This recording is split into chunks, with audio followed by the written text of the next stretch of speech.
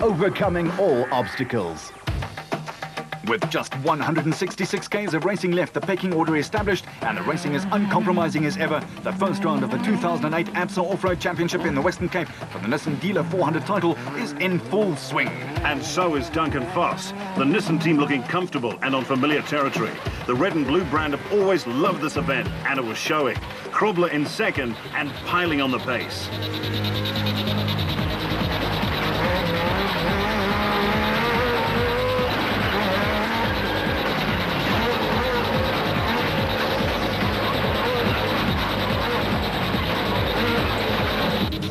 In the specials, Brandon Harkis and Richard Leake leading the way, following up on their great showing in the prologue, keeping in mind that this was their first competitive drive together. And Krobler, a man who has raced the Datsun and Nissan brand virtually all his life, trying to close the 30-odd second gap to his stablemate Duncan Foss, who still maintained it over him. The race is on. And the order on the road still not quite settled. One little slip and the competition whizzes past you. The 2004 champion, Marsworth Groenewald, had clocked the third fastest time for Loop 1. But on Loop 2, the route is ground up and the dust very heavy, and no wind to blow it away either. Visser at Badenhorst fighting for a view. And so is the old firm of Woolridge and Schothammer. But trouble for Cox and Tersteegen. See just how quickly the cars can go by. The Ford Dio was smashing all the time checks on the second round of the Western Cape dirt roads and shrubbery. In fact, these two former champions on 4 and 2 wheels have over the years built a great relationship, and in a race car fit together like an experienced racing hand into an old glove. Up from almost nowhere to fifth and climbing. Cox and Tersteegen enjoying their first run out in the new car, but having to sort out some of those small things along the way, like one has to do with new transport.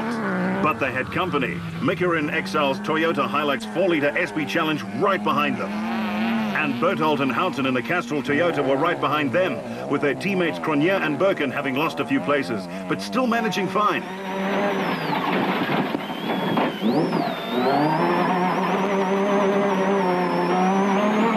To the gate, right. You put your headlights on.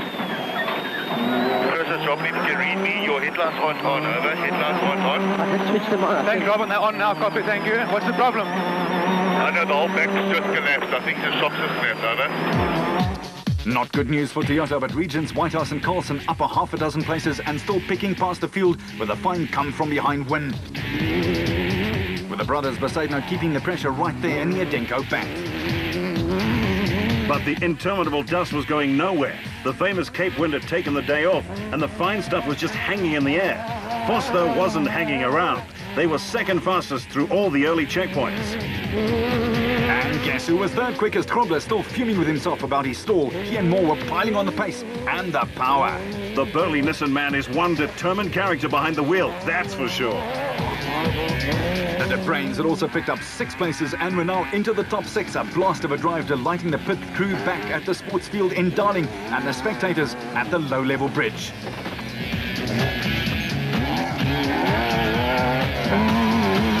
With a little more than 100 Ks to go to complete the first race of the season, Regent Racing must have been all smiles too. Martian Groenewald had started off the day in 14th place, and here they were, 4th overall and leading the specials. With another surprise package, Ruthven and Boshoff second after Variawa had lost 6 minutes repairing that power steering, and then another 15 with a fan belt problem. Visser and Badenhorst in the 4th SP on the road, having a blast and still looking for more places to pick off ahead of them.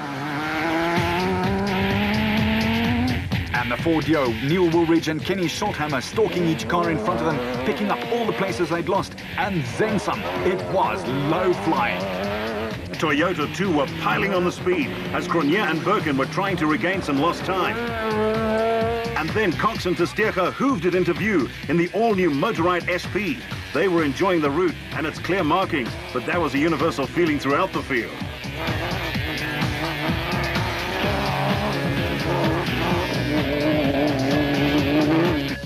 And Rob, there's a scary sight. Shamir Variawa slightly irritated, having lost 21 minutes in one fell swoop and driving the Total Motorsport Porter like Meatloaf's bat out of hell. Stand back.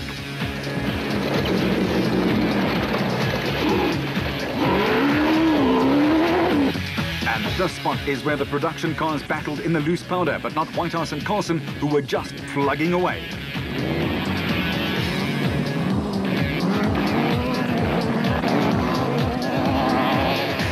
While Johan Besaidnout in the Adenko back was also still in a fighting mood. The whites, David and Gary, were without doubt not so white anymore with all this dust, but they were up 6 places from 18th and having a great second loop.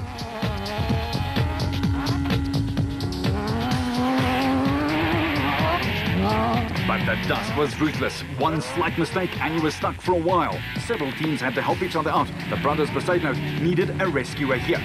And the Rubicon team, the whites, were now also doing some amateur earth moving in their quest to escape. But here's one of the stars of the day. Father and son Cully and Quinton Sulvald in the Sulvald Racing Zarko. From 10th overall into 7th and making that Chevy engine sing along with a stuck throttle as well.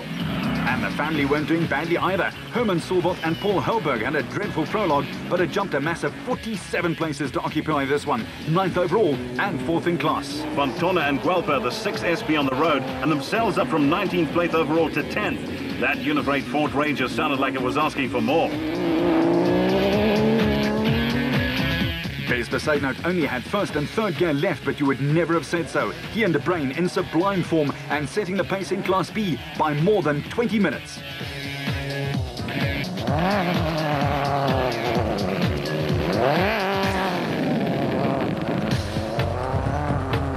Battling in the loose sand.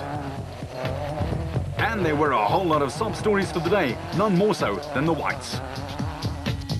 Op Johan Besaidnout. Is 'n sterre gewees en toe het ons vas sit in dik sand en ons kon nie in die gang kom nie. Toe George Bakhuis en ons team uit ons getraai uittrek en blyk my het sy clutch gebrand nou. Ons het nou uitgekom en ons gaan nou maar weer in die gang kom. And they got it going again in a big way. Weichelt and Goch too had avoided the big trouble and were nailing some big scalps on the way.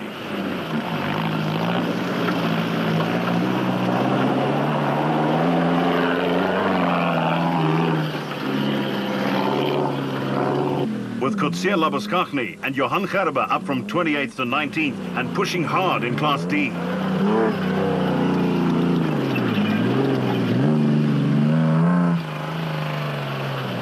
Visser and Leroux had taken the lead in Class E, but it was certainly a close-run thing.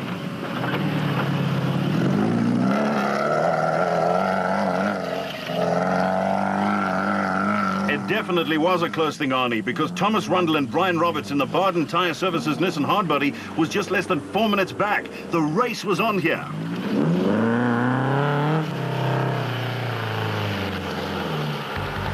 And in Class B, it was the Luke Africa entry of Gil Nel and Dion de Kock who were in the lead in the B class. But they also could not relax because Alistair Stubbs and Mark de Chalane in 2nd were chasing as hard as they could to close a 14-minute gap. The Stafford Racing team in their Viper with its 2-litre Toyota engine was up into 18th place, all the way from 33rd after the prologue. How's that for big jumping? Indeed, they were virtually jumping rope and talking jumps. No such luxuries for Nick Gosler and Richard Carolyn in the men's health raceco. They were the only Class P car left on the road and were happy to just cruise home. And in Class E, there were only 2 entries left. And they were led by Jack Peckham and Lucio Santoro in the Ford Ranger 2.5 diesel, who were protecting a big lead. By now, more than half the field had given up the ghost, but not the Zermattens in their Roby Nissan in Class D. They just kept plugging away, and quite quickly too. And so did the Kuns in their green and black Landy in their SP class. They were 23rd overall after a terrible prologue and hoping to see the finish line.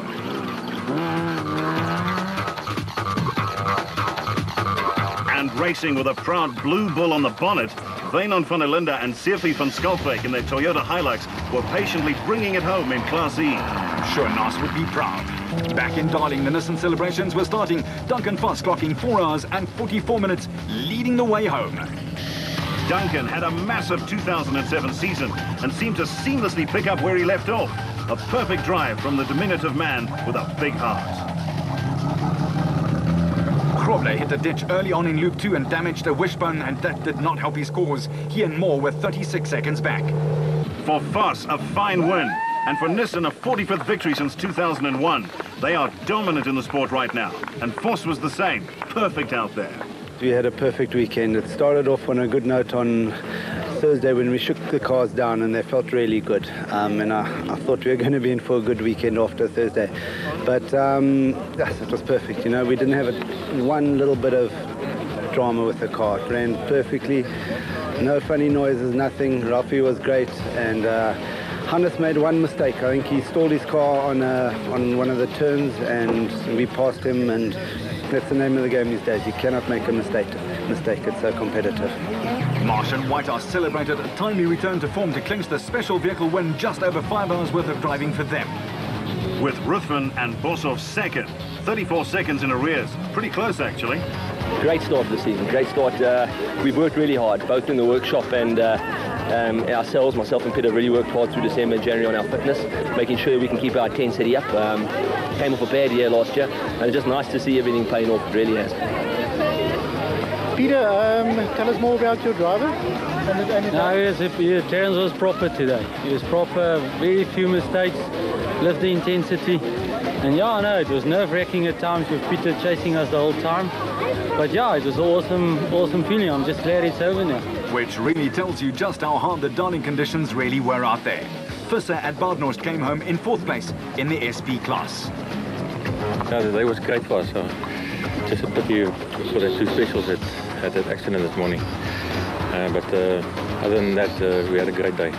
The first lap we had a small problem with the reverse, so we got stuck about 34 minutes at a place where we couldn't reverse. So one or two guys came there to help us, just to push the bakkie backwards. So, but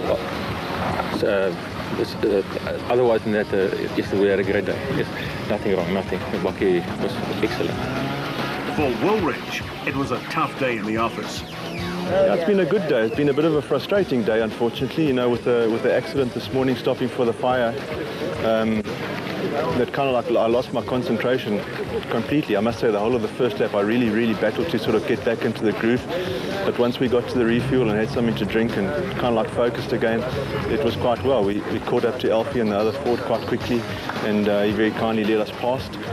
And then, unfortunately, we got stuck behind some of the guys that passed us during the fire episode, so it was difficult because the dust was so bad. I don't know what happened to the wind from yesterday, but yeah, a bit of a frustrating day, but you know, the rules are the rules, and sportsmanship. You have to stop and help. It was the right thing to do.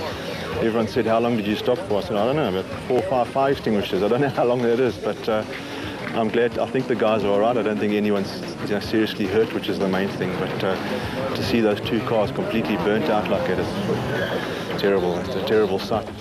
But not a terrible sight for Nissan. No, sir. Nissan shooting for an unprecedented 8th consecutive championship, and 3 of them in the top 4. Woolridge and Schulthammer, though, would have raised a few eyebrows by clocking the fastest last loop. That spells danger for the rest of the teams. And the special class, a great return to winning form for Marsh and Groenewald. Until next time, you keep it on the road. And we'll keep it off-road. That was the ultimate test.